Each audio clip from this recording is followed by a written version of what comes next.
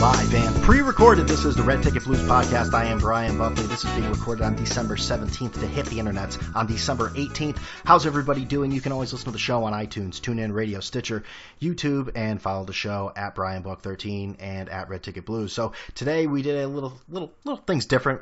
We had Mr. Neil Dwyer, who was a finalist in the WFAN Fantasy Phenom, who will have the opportunity to be on WFAN just next week, December 23rd from 1 a.m. to 2 a.m. Tough spot, but I think he can handle it. And we go through the entire Phenom process, going to school in Miami, and a few sports things, so everyone take a listen. So today I'm lucky enough to have Mr. Neil Dwyer, who will have the opportunity of a lifetime on Tuesday, December 23rd. Well, Tuesday going into Wednesday, 1 to 2 a.m. He's been working hard for this his whole life, and other things abound. Neil, thank you for coming on the Red Ticket Blues podcast today. I'll tell you, I've been begging you for months to be on this podcast, so finally I'm on. It's a thrill. So we're doing this a second time because the Skype quality was not perfect, and you. Yeah, I basically repeated the same joke the second time. But I mean, everything afterwards, it was probably some of the best material that no one will ever hear, and that's a damn shame when you think about it. Well, after this week, we did word for word again. I wrote it down. Okay, good. Let's see. So where I wanted to start now, Neil is getting this opportunity to go on WFAN as he was a finalist in the WFAN Fantasy Phenom contest, which amateurs try out for a spot at WFAN. So we'll get into that process a little later, but I'm going to give the floor to Neil here. Neil, how exactly did you get involved in wanting to take that step into sports media and, just growing up, where you're from, things like that? How it all got started for Neil Dwyer? Well, boy, it would start probably since I was about 11. My background real quick, I'm from a little town called Monroe, New York. It's in the Hudson Valley, about an hour north of the city. Growing up, I was a huge Yankee fan, Giant fan a little bit later on. Baseball was my first love, going back to when I was 5 years old. 1998 was the first year I really remember the Yankees, and every day in the paper, basically the Yankees won. I can't remember a day that they lost. And I just remember reporting that to my dad every single day. The Yankees won. The Yankees won. Of anybody in my family, though, everyone's an athlete except me. I was always afraid of the ball. I was afraid of catching a ball, getting hit by a ball, spiking a ball, anything. Boo. I had my little bubble dome. What's up? Boo. I had my little bubble dome. I actually thought you were going to say that the sound went out again. No. I was booing you because you were afraid of the ball. That's why. Yeah, I had issues with playing sports, but I like sports, and I figured out that the only way, as far as I knew, with getting involved in sports without playing them would be to call the game. Like Michael K. on Yes, I would watch the game every single night. And then one day, I'm flipping through the channels. I'm about 11, 12 years old, and I'm turning on the Yes Network, because why wouldn't I? I'm a Yankee fan, and there's these guys named Mike and the Mad Dog on a split screen, screaming, ranting, especially Dog, twitching and sniffing the inside of his shirt and, picking his nose, whatever he wanted to do that day. And I couldn't believe that these guys actually got paid to basically talk sports 5 hours a day. Insane. And I knew right away, I'm like, this is what I want to do.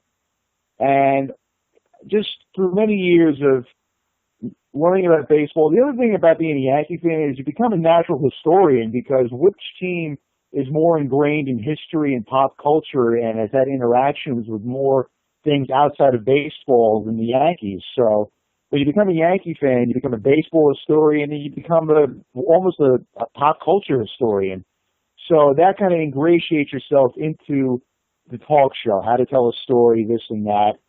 Went down to the University of Miami. I know that was one on your list of topics. We can talk about that. Went down to UM, perfected my craft there, and here we are. I always knew that once the Fantasy Phenom contest came out about 5 years ago, that'd be something I would definitely join. And when my number came up in the draft, it was time for me to go, and off I went.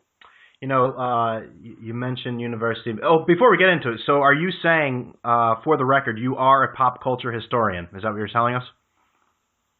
I would consider myself that. Maybe not as much as a certain fan Simon, but but like to consider myself well-read and well-cultured. I'm just messing with you. So you go to the University of Miami, and I'll tell you, I admire people like you who, because, you know, I look at something when I was a kid, and, you know, I always wanted to be involved in sports, but the idea of it actually happening was, you know, it was almost like a pipe dream. Like, I can't do that. I'm just going to go to a normal school and, you know, just not take things seriously for the next 10 years of my life. But you went down to the University of Miami. You like you said, you worked on your craft and everything. What was the University of Miami like? I mean, you're very close to the biogenesis lab there. If you ever saw A-Rod and Anthony Bosch hanging out, or anyone else getting placebos, quote unquote, tell us about the University of Miami. Well, it's funny. A-Rod actually has his own suite because he donated about $6-7 million, and about $6-7 million to the baseball stadium that the Hurricanes play at. So he's got his own suite. I actually bumped into him as he came out of the bathroom. I'm waiting for this whoever outside of the press box to get out of the bathroom so I could go, and it's A-Rod basically making a beeline to the elevator to leave that night. So that was my one little interaction with them. But as far as goes, it almost happened by accident. The big program, if you're going into broadcasting, everyone shoves down your throat, especially if you're from New York, is Syracuse. Oh, yeah, absolutely. To me, it is the absolute most overrated program. I'm not afraid to say it. I would say it to Syracuse. It is the absolute most overrated program. They don't even let you start doing anything until your junior year. That's calling games, that's being on TV, whatever you can think of. Miami, I was doing a show 2 months after I got on campus, my freshman year. It whittled it down. Syracuse actually didn't even accept me into Newhouse, their communications school. It just accepted me in the general population. So it came down to between Villanova and Miami. Villanova's communications program was horrid. It was actually, the open house for the comm school was in one room of the science building. So they really didn't care about their comm program. So I went down to Miami, and to be honest, it was a little scary at first. I went to Catholic school my whole life, been around the same types of people, middle class, some upper middle class. I remember parking across the parking lot in high school from a rich family that, you know, drove almost a Bugatti to school every day. I thought my mom's Equinox was hot shit, but it really wasn't, you know, compared to this Ferrari across the parking lot. And Miami, I had this immediate stereotype of there's either drug dealers around every corner or there's like a Tony Montana with a mountain of coke. I didn't know what to expect, and ultimately it became the best 3.5 years of my life. I called Division I sports. First day I'm down there, Nevin Shapiro's scandal breaks that for 10 years he was basically an illegal booster to the football program. They go on self-probation as they're awaiting judgment from the NCAA for 3 years. It was a whirlwind ride. Jim Larinaga comes in with basketball. They go all the way to the Sweet 16. Need I say more? It was just a great 3.5 years. Oh, and the college radio station, their signal goes all the way up to Fort Lauderdale.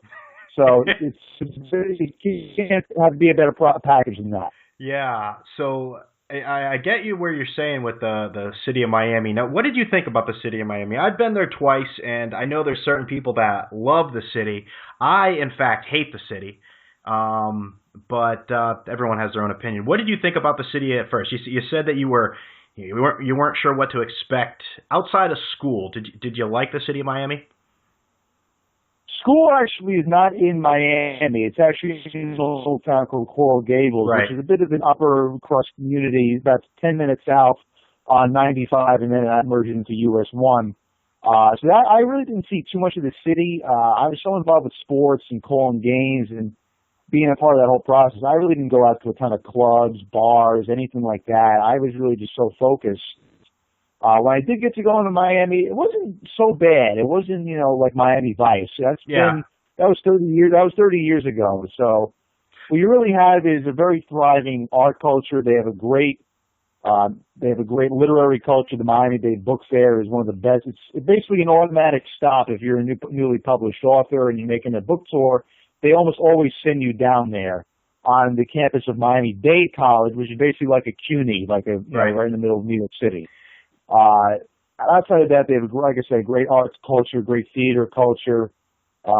Very wealthy, obviously very wealthy town. Port of Miami right there. Key Biscayne, if you go across the Bay of Biscayne, you get the beautiful beaches. The Sony Opens there. So I actually like the city. I would move, besides FAN, I would move down there to talk Miami sports in a heartbeat. Yeah, I mean, you pointed out a lot of the great things about the city. I'll tell you why I hate it so much. It's full of fake people. I guess that's part of its allure. Everything on Ocean Drive is almost a tourist trap of massive proportions. You can get a margarita for $27 possibly. I just didn't like the vibe. And yeah, the Art Deco scene is nice there. But I'll tell you, the last time I was there, my wife and I, we went to the Marlins Park and took a tour because it was February. And then we got the hell out of town. And we just drove down to Key West. For me, like I said, everyone has their own opinion. For me, driving down to the Florida Keys and just going to Key West was a lot better than spending any time in Miami. But that is no offense to you, Neil Dwyer. I know you value the city and the university outside it, but I just wanted to let the world know that I do not like the city of Miami. So that's that. Well, I'll give you one quick Marlins Park story. I went there. I was supposed to go opening night in 2014, Marlins and Rockies. My two cousins from Long Island, they actually moved there in Cutler Bay for 6 months. He had a job. His job transferred him down there. She didn't like it. She was pregnant at the time. She really didn't like being away from her support system back home. So they eventually moved back. It just wasn't the right fit at the time. But that particular night in March 31st, we go down there. The place is jammed. It is an absolute zoo. And if you remember the park, it has one little parking garage. Outside of that, you're on your own. You're parking little Havana in people's driveways. Yeah, I parked on the street just to get in there. She didn't want to do that, and she just took off. Yeah, I parked on the street the parking spot was full, and it wasn't even the season going on. I think it was just grounds crew or anyone involved with the team. I parked on the street. Another good offer, though, you can get at Marlins Park. You can sit in the upper deck in right field. I don't know if it's every game, but the game I went Mets Marlins Labor Day. We were off from school with a buddy of mine from Queens, and you get all you can eat for $22 out there. You get a game seat, and you get to eat as much as you want the whole game. So who could beat that? That is definitely a positive. I have to give them that. So let's jump into the Phenom process. I had Joe Giglio on, who is a sportscaster or sports talk show host for WIP in Philadelphia and WFAN sometimes. He was the winner of the Phenom a few years ago, but every year it's a little different. So what was the process like for you? Well, from what I've seen, when John Jastrzemski won and Giglio won, I think it was actually a bit of a harder process. I think it was actually more rounds years ago. They did it 10, 11, 12, 13, and then it took a break in 14. They didn't do it that year. And I actually interned at CBS, the CBS Sports Radio side, which is basically WFAN. It's the same floor. You see the same people. It's just on a different scale. You're doing national sports, not FAN. So I remember asking JJ about, do you think it'll come back? And he wasn't sure, but he said, don't worry about it. Graduate in December and get back to it. Sure enough, they reload the contest in February. February 11th, I go to the Palisades. Stand in line. I actually met Simon in Yonkers before I knew him as Simon in Yonkers. You met Simon in Yonkers? I did, and I didn't even know who he was at the time. Now we're all friends, wow, with the Mongo Nation, but never did I didn't even know who he was. I just knew him as kind of this guy who was talking real fast about the Jets, and he's kind of annoyed and stuff. That's Simon in a nutshell, if you don't know. Right. And so it was my turn to go up. I was nervous, but the promotions guys there, they're very nice. They say, good luck, just relax. It was Evan Roberts and Mark Chernoff judging that night. And stand up there, Evan's like, hey, how you doing? What's your name? You introduce yourself, and then you do your 2-minute spiel. Now you have only 2 minutes. When 2 minutes is up, your microphone turns off. So you better make your point within 2 minutes. That's what they want to hear you at. Excuse me, and they should have that during the debates. They should have that same sort of thing where your microphone goes. Well, listen, some of those voices will transcend the sounds of the acoustics of the arena. Right. So then when you get up stage, the first 50 people there actually get a little gift bag with a FAN T-shirt. That's where I got my FAN Fantasy Phenom shirt from, and I think there was another souvenir in the bag. I forget what it was. Actually, not only was Simon there, but Marcia, one of the other finalists, was behind me in line, and I struck up a conversation with her because she had an NBA Finals bag, and we were talking about sports and things like that. So, and they had 3 audition spots. The Palisades was one. They had one in Long Island, which is just unaccessible for me. Then they had one down in Central Jersey, the Edison Mall in Menlo Park. I went down there, too, because you can go to all 3 things if you want. And I went down there just for practice, just to have some fun. I go back from Menlo Park. It's a blizzard on the Garden State. I'm basically driving in third gear, 30 miles an hour on a snow-covered highway. So I'm basically risking my life for this process. But sure enough, I get the call about a couple days later from FAN saying, "Hey, you moved on. You're now in the second round." So now I'm the top 13 of 200 contestants that have auditioned. By the way, the audition, my spiel at Palisades was. It was A-Rod coming back that year. He had mentioned he met with Barry Bonds in California. They were chit-chatting, and he said something about breaking his record. So I kind of ranted on that for a little while. And Chernoff was actually really interested. I remember him kind of smiling at me as I was doing the thing. So that kind of gave me a little confidence. But anyway, going back to the second round, top 13. Now you have to get all fan votes. Nothing to do with, I think it may have had a little bit to do with behind the scenes. You know, someone made Chernoff and Eric Spitz there. We'll determine it from there. But mostly, so I was self-promoting myself on Instagram. I was on this local radio station back up north. Just being a modern day whore, right? Yeah, basically. You have to be. You know, some people call it whoring yourself out. I call it just self-promotion. Either way. Listen, I'm trying to have a career. I don't want to be saying whore and stuff like that. That's okay. I understand. But anyway, so. Then a couple of days after that, it was March. I think it was March 7th. I get a call from a 212 number. I'm like, this is it. I answer the phone, and the guy's like, I think it was one guy from promotions, and he's asking me how I'm doing. And I said, I'm all right. And he's like, well, I got some good news for you. And I just started laughing. I'm like, do you have some good news? He's like, yeah, you made it. You're top 6. You're going to be with Boomer and Carton on St. Patrick's Day in Connolly's. And I was just thrilled. I couldn't believe it. And the day of that event, and by the way, sorry if this is too long. I know this whole thing is very long. If you want to split it up into a couple of questions, that's totally okay. Fine with me. Keep going. March 17th. Yeah, March 17th. I'm at Connolly's Irish Bar in Midtown Manhattan, and there's Boomer and Carton. Now, the 6 of us meet there, 6 in the morning. They told us to get there, I think, by 6:30 or 7:30. I forget which. And now we're all scared to death because we think that our part of the finals is that process. And Chernoff comes to us, the 6 of us, and he's like, look, we're just looking at some fun this morning in the air. They're going to do their shtick with you. This has nothing to do with any of the process. Because they laid out like a whole breakfast buffet for us to eat, and no one was touching the food because we were all so nervous. So then he realized that, and he's like, guys, relax. It's okay. I'm not judging you on today. So we get on line in front of Boomer and Carton, and I was actually wound up being first in line. Carton wants to know who I am, where I'm from, how I get here. And he asked me what my favorite show was, and I said, well, I listened to you guys a lot in high school, and I also love Mike. He said, well, it's got to be one. I said, it's Mike. Now, that, of course, is a little nerve-wracking to do because you're trying to get in good with the program. Meanwhile, you know very well that the morning and afternoon shows do not get along. Right. To say the least. It's a little bit of a touchy subject, but he's like, did you listen back when Dog was on? I said, yeah, of course. And he's like, can you do a Dog impression? I don't know if you remember, it was a very bad impression. I was a little nervous, and it almost sounded like Dog was from Saudi Arabia or something like that. It didn't sound like he was from Syosset. But I did that Dog laugh, and everybody was kind of laughing around him, and Carter was like, oh my gosh. So he let me, you also do, now that morning you do a minute of whatever you want to talk about. And it was a couple days before the opening day of the March Madness. So I did 3 upset specials, 2 of which I did my whole process. Then I reviewed, I said it was Stephen F. Austin over Utah. It was Eastern Washington over Georgetown.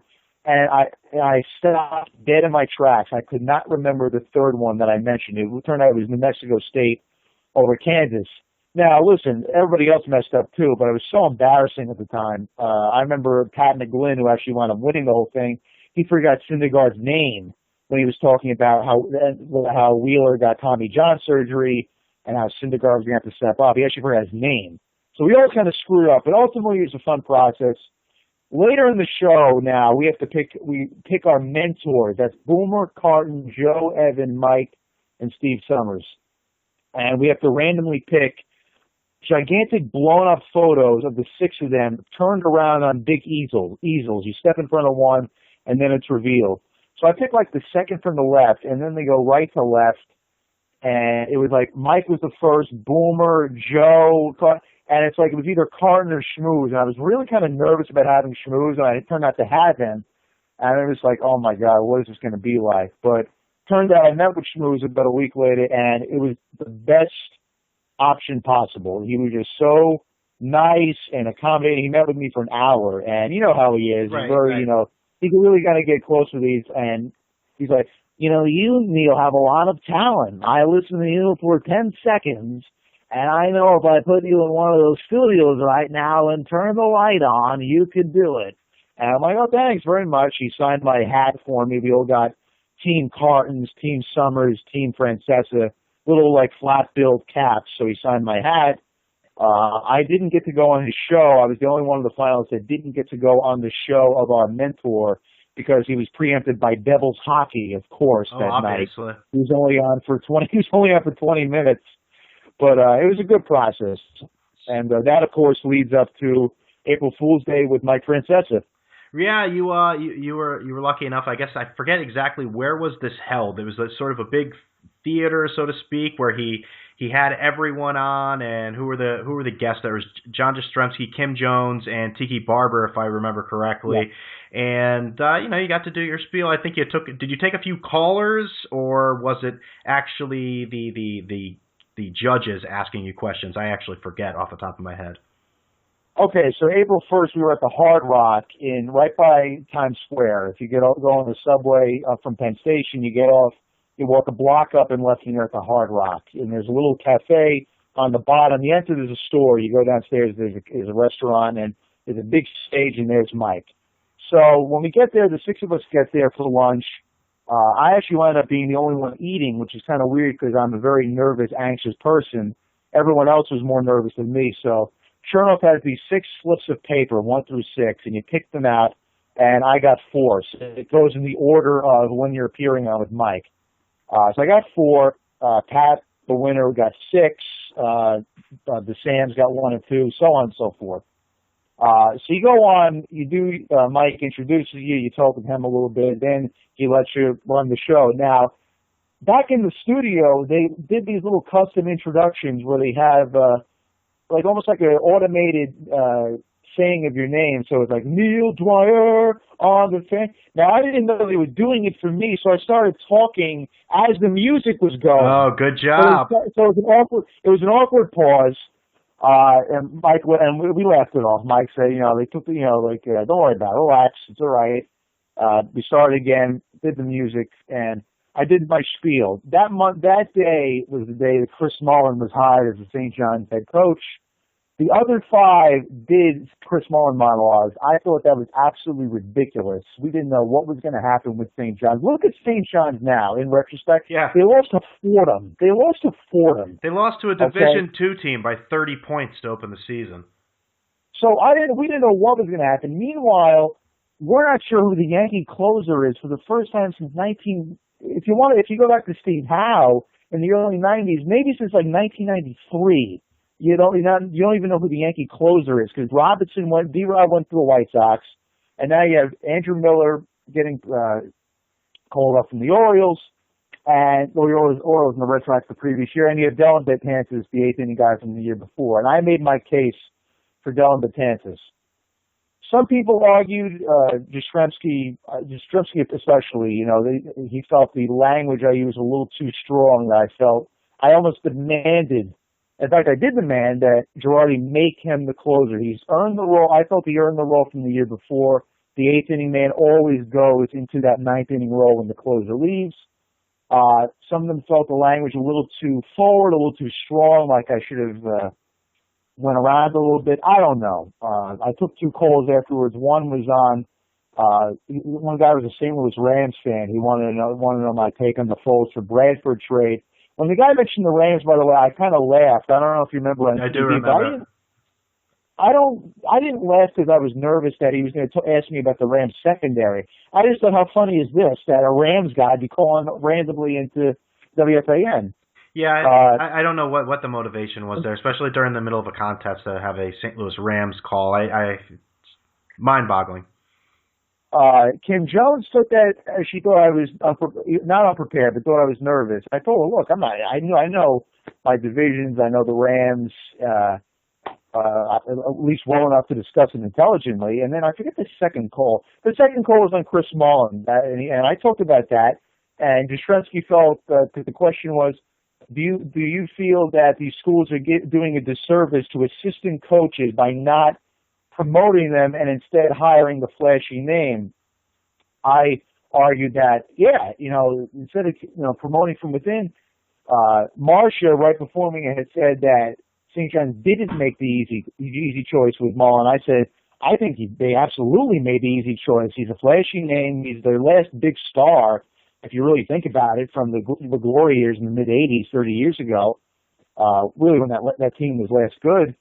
And instead, leaving maybe somebody that's ready to take over the reins from Steve Lavin within the system. So Jastrzemski felt I should have addressed that a little bit more. I kind of went around a little too much. And I should have, in retrospect, I should have practiced taking calls a little bit more, trying to stretch out an answer, stretch out a point. If you watch Mike, he stretches out a call and answers for a call for a good 2 minutes. Yeah, many times I think when you learn how to do it, or I don't mean you, but I mean someone like Mike has learned how to do it, and you're able to stretch the call out, and you pose these questions that, and this is a Mike Francesa staple, because I've been a part of it, where you phrase these questions and then put words in the person's mouth. Now, obviously, you weren't going to do this in this situation, but I think that's just a trick of the trade that I thought I'd bring up. Put words in people's mouths and have them defend that, and it stretches out the call even longer. But that, again, that's just a Francesa, his calling card. But go ahead. And but listen, the judges, they were only doing their job. I have no ill will. I'm just commenting on what they said and, my kind of view on it. Tiki Barber had nothing but nice words to say. He felt, and he actually wound up asking me a little bit about Miami because he kind of wanted to test out my knowledge. Don't forget, he also does national radio with Brandon Tierney from 9 to 12 on the CBS end of things. I remember them when they did 6 to 9 the summer I interned there. So he wanted to test out my knowledge, and when I gave the good answers I did, he's like, that's what I knew. I knew your knowledge was good. I wanted to test it out, and I think he'd be, so he had nothing but nice things to say. So he was kind of like, he was the good cop, if you will. Not that, the bad cops, but he was the good cop. So ultimately, that's where it ended. Mike talked to me a little bit more, and then I went off the stage. The other two went. Brandon Contes went 5th, and Pat McGlynn, who wound up winning, went 6th. Some of the calls were interesting. Pat he got a wrestling call, Rick Slayer wrestling call. Tim and Milford called Sam Mines about Mongo Nation, which kind of put him on the spot a little bit. I know Tim's going to be listening, so he'll be grilling me on that, but hey, that's just my take on it. So a lot of the calls were interesting, but ultimately, look, it's a day I'll never forget. It came down to a fan vote. I didn't obviously win. Mark Chernoff was nice enough to give me the call himself and tell me, look, you didn't win, but, you made it this far, and we're thinking we'll probably give you, the 5 of you, a little airtime over the holidays, so just stay tuned. I said, thank you. And that was that, but it was a day I'll never forget for sure. Absolutely. I mean, and you're still, taking advantage of that opportunity and that day that you'll never forget. Like I said earlier in the program, you'll be on WFAN on December 23rd from 1 to 2 a.m. So if you are awake or if you're not awake, record Neil as he gets an hour to tell you everything. Have you got your, I didn't want to say what you're going to tell people. Have you got your agenda ready, or are you just going to play it by ear that day? Well, first of all, I'd also want to say regarding Chernoff, if I actually ever see him, I really want to thank him from the bottom of my heart, because so many times in this industry, things are promised and they just don't come through. And it came through. And I really thought for a second, well, it was nice, that was something made nice he wanted to say to us, but he came through, and I absolutely cannot wait for next week. So I want to thank him for that. As far as next week goes, I'm just looking to just blend in with the flow at the station and stay topical. If a big free agent signing, I'm hoping something big happens, like a big free agent signing at the 11th hour. If that happens, I'll be right on it and talking about it from 1 to 2. So positives, you're going to be on WFAN, national sports radio. Well, it's a local sports radio, but a national, sports radio institution. Cons, it's possible you could be taking calls from drunkards proposing completely outrageous trades. Are you ready for that? Listen, I was a security guard. I did dorm security down in Miami for a year and a half. Now, this was all night. I dealt with people down the road in the spring is basically Miami's version of Woodstock. In fact, it's Miami's version of Electric Daisy Carnival. It's called Ultrafest. These people would show up high on PCP, acid, ecstasy, whatever you want to call it, rambling on to me that the problems that the card reader wasn't working. If I could deal with that, I could deal with guys over the phone. I like the analogy. I like the correlation. That's good. I want to move into a few things you brought up in the Phenom process.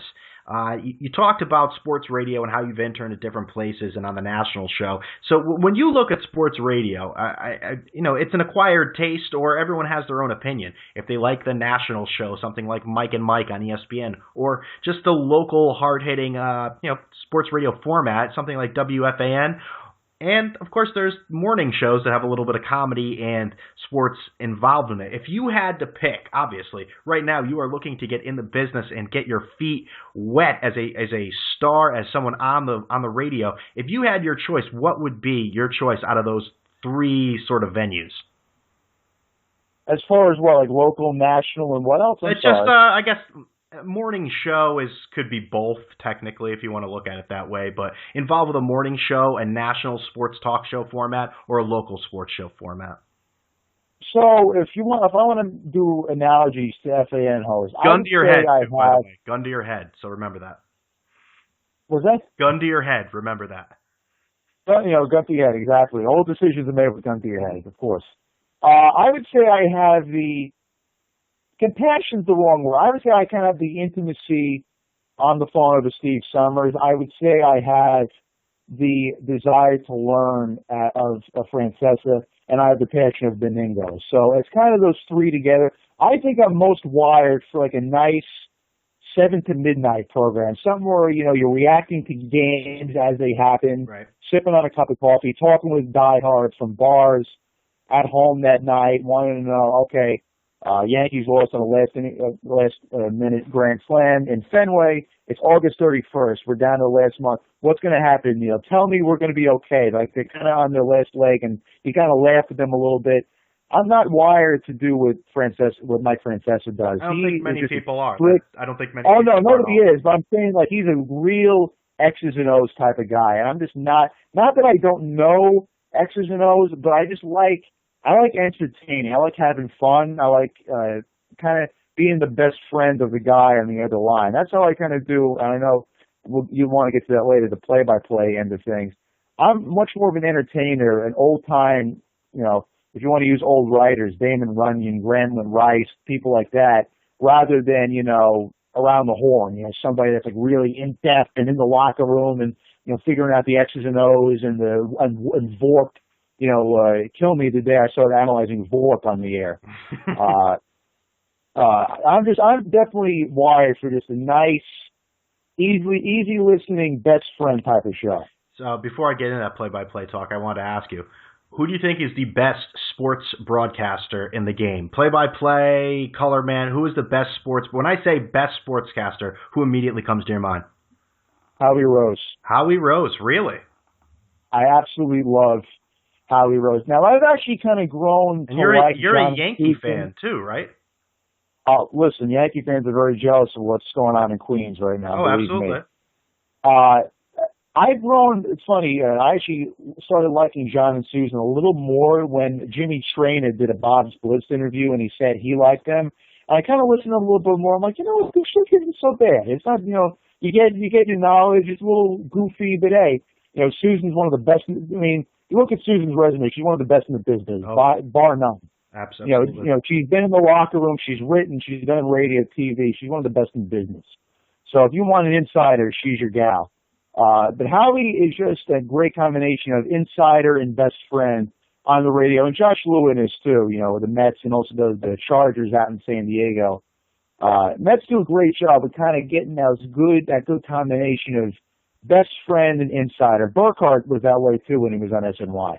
You know, I guess I don't want to say I don't know much about Howie Rose, honestly, and especially with there no longer being on WFAN. I'm definitely not searching for the Mets play-by-play radio, but I will say with John and Susan, I go through moods with them. There's certain times when I'm defending them to other people, and then there's other times I'm riding in the car and I just want to take a baseball bat to my radio.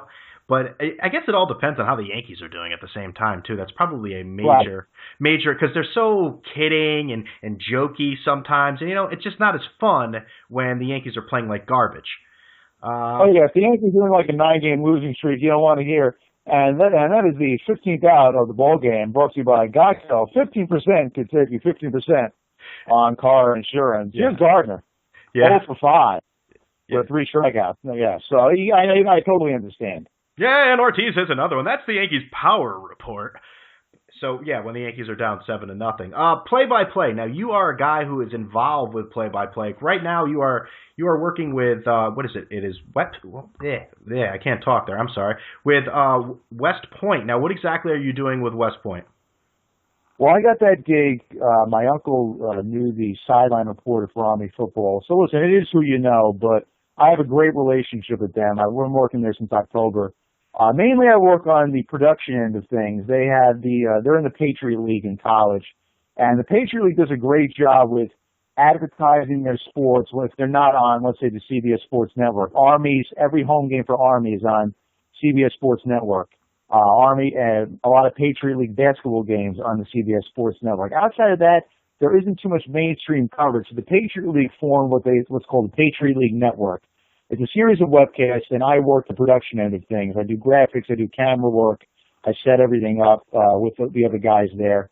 And then when they need it, because there's so many sports going on these webcasts, I do fill-in play-by-play. So I got the chance to call a volleyball game, a very good volleyball game between Army and American from Washington, D.C., which were 1-2 at the time in the league on Halloween, believe it or not, from West Point. Good volleyball game, and I probably will have a few more chances to do some fill-in work in the spring, lacrosse, softball, things like that. And listen, as far as Army goes, Army is our Notre Dame. The way people talk about Notre Dame with the reverence and the respect, when I tell people I work at West Point, people kind of look at me like in awe, like you get to work there. If you've ever been on campus, it's beautiful.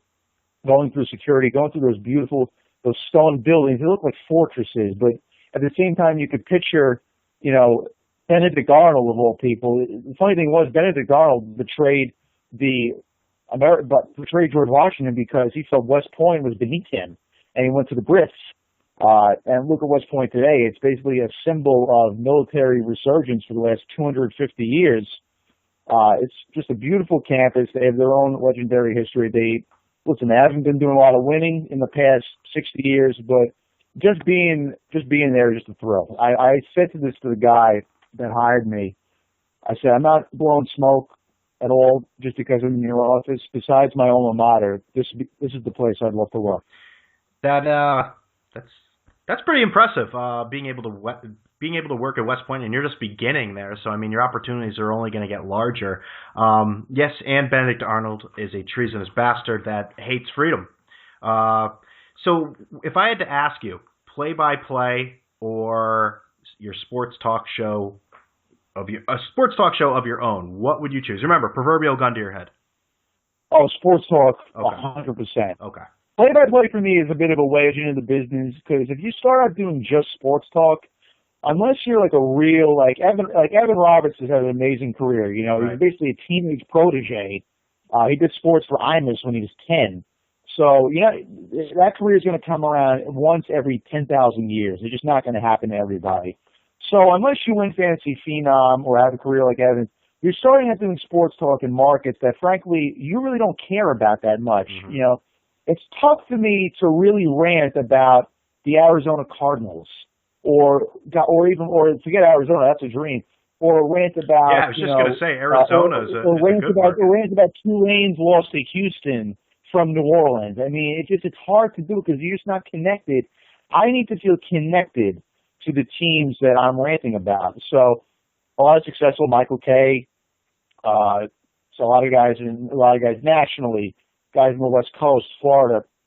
A lot of those guys are either writers, Levitar's another example, or play-by-play guys. So for me, writing is just a schlep. You're going to some podunk town and writing for a newspaper that maybe 3 people read. Newspapers are unfortunately dying. I'm an old man. I'm so insistent that newspapers will never die, but the evidence, the writing, no pun intended, is on the wall. With that, dailies are going away. Weeklies are becoming more of the standard. So really, the way in is play-by-play.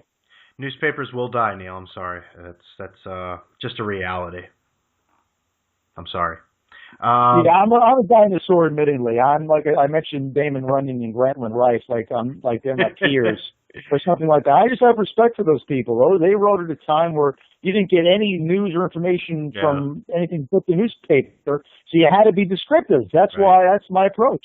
So you brought up college basketball earlier, and I think we're both big college basketball fans. However, I will admit I have not paid enough attention this year as much as I normally do on December 17th. From my point of view, it looks like this season we're going to have the number one spot is going to change rapidly. There is no great team that is going to excel for the entire year. I think you're going to see 1 through 10 go up and down all the time. Your thoughts on the 2015-2016 top team so far? Well, like you say, this is really the coming out party for the mid-majors. North Carolina was the one, lost to Northern Iowa in Northern Iowa. Kentucky was the number one, goes out to UCLA, loses. Monmouth is beating everybody. I can't believe this. Mike was making fun of Reggie Miller because he's a UCLA alum. Right after UCLA lost to them, and he's like, you realize that's a racetrack, right? That's not a school. I'm trying to get the hashtag more than a racetrack going every time Monmouth wins. Monmouth's bench has his own Twitter account. Monmouth's beating everybody. And the MAC, the NAAC, was just the home for Manhattan and Iona for so many years. And all of a sudden, that little team in Jersey is making quite their mark and impact on college basketball this year. Now, Michigan State's up there. They'll probably lose to somebody. Continental has always been vulnerable for years and years and years for either losing in the regular season or going all the way and then breaking your heart in March. Mm-hmm.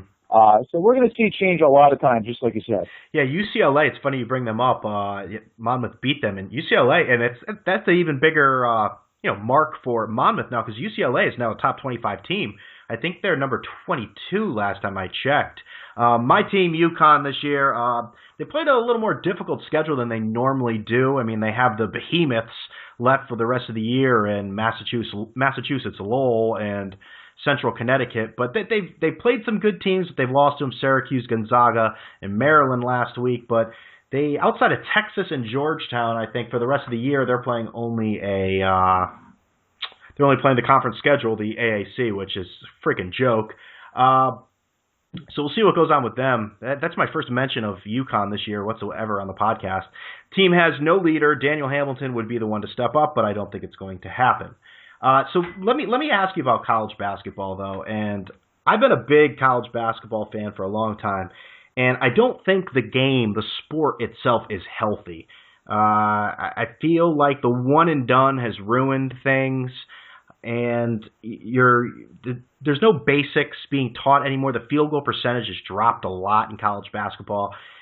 Do you see anything getting better? Do you agree with me? Am I ass wrong? Ass backwards, I should say. Ass wrong. Well, what are your thoughts on the state of the game? I'm sure you agree with me. One of my all-time favorite 30 for 30s is Requiem for the Big East. Mm-hmm. Not enough UConn, though. Not enough UConn in that 30 for 30. Not enough. It was BS. But go ahead. Listen, that conference was made on rivalries.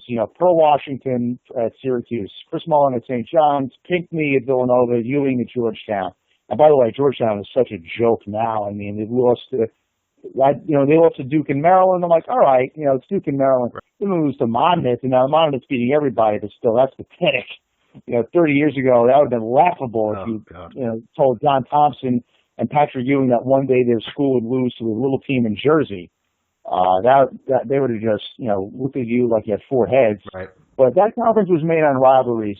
the ACC, college basketball in general, the ACC made on rivalries. You know, Michael Jordan, Doherty, James Worthy, Carolina, originally Jay Billis and Johnny Dawkins at Duke, and then later, of course, Christian Laettner for 4 years, all 4 years. Probably the most successful college basketball career of all time, going to the Final Four every single year at Duke. So he really had the best run of anybody that I can think of, capped off by that last second shot in the Spectrum against Kentucky. But rivalries are going away, and it's because the media's placed so much emphasis on high school sports. 30 years ago, high school sports were visible on a local TV channel, and the picture was fuzzy. Now it's on ESPN coast to coast. Maybe LeBron did that. You know, every game, even Yes had shown one of his games in Ohio, was St. Vincent St. Mary. Maybe LeBron did that. I don't know, but I totally agree with you. One and dones have ruined the sport. I grew up in the Big East. From being in New York, I was the manager of our high school basketball team. That's what you talked about every Tuesday morning. What happened on Big Monday the night before? Villanova, Georgetown, Syracuse. Then I go to an ACC school in Miami, so I'm a college basketball junkie. And thank God Miami hasn't had those one and dones outside of maybe Shane Larkin that was there 2 years. At least he gave you those 2 years. The one and dones have killed it. Yeah, and I think like they just, I think the media and just because these guys, I don't know what it is. Like you said, maybe LeBron started it, but we become obsessed with these top players. Like Ben Simmons of LSU, he's a very good player and he's going to be a very good pro. But I mean, this guy is a freshman in college and he's doing interviews on national radio. That just seems like was gonna have him on. It was insane. Like that guy, how many games had he even played at that point that he was going to be on Mike Francesa's show?